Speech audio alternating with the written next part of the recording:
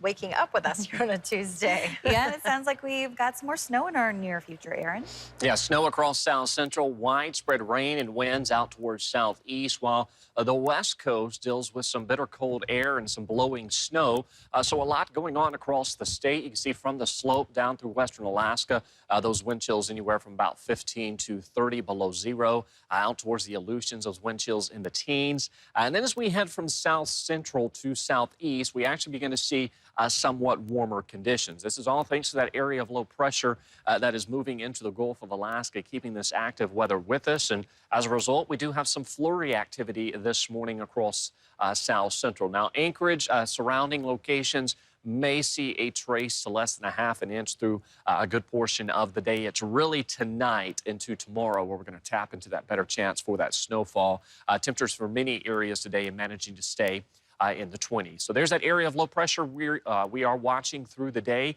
Is leading to some widespread rain and high winds out towards southeast. Now this low, as it moves inland weekend, we'll see a secondary area of low pressure lifting northward, and that's where we're going to really tap into that better potential for snow tonight into your Wednesday. As far as this morning, you can see most of the activity really as you head south of, or really as you head east of Anchorage out towards Prince William Sound through western parts of Prince William Sound and the eastern Kenai, and then through the Copper River Basin, where we're seeing some of that heavier snowfall sticking around through the morning. And that's what's going to stick. That's what's going to stay with us through the day. So if you live east of Sutton, out towards Prince William Sound, and then through the Copper River Basin, south of Glen Allen, this is where you're going to see most of that snow sticking around for a large portion of your Tuesday.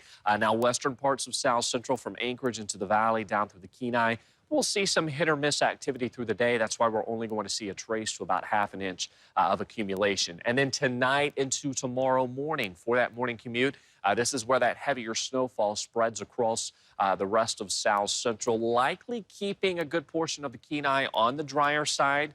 Snow is still possible tonight, but you can see the better chances the further north you live through South Central. And we're talking about the possibility that we could see 2 to 5 inches of snowfall when all is said and done for Anchorage, with some localized heavier amounts in the valley. As far as that snow model trend, you can see we've actually got 2 models showing roughly 1 to 2 inches of snowfall, while other models are showing up to 6 to 7 inches of snowfall.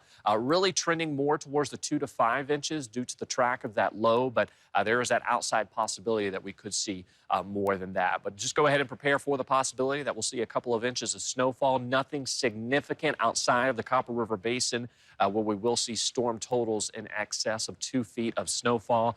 Looking through the next week or so, you can see trending wetter across a large portion of the state, and that's all thanks to this active and stormy weather pattern we continue to remain locked in place with for the Gulf Coast region. 27 in Kodiak, 29 in Seward. We do have some heavy snow and rain through Prince William Sound. Cordova seeing most of that rain.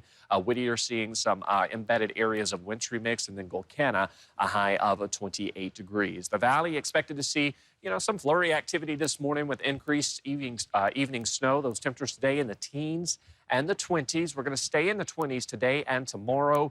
Again, watching for some heavy snowfall into your Wednesday morning commute. And then temperatures drop off into the teens for highs Thursday and Friday.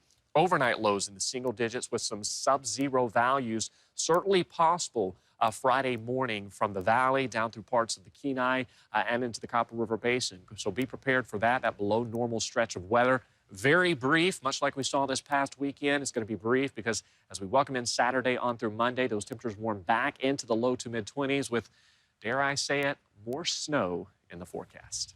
Of course. All right. Thanks, Sarah.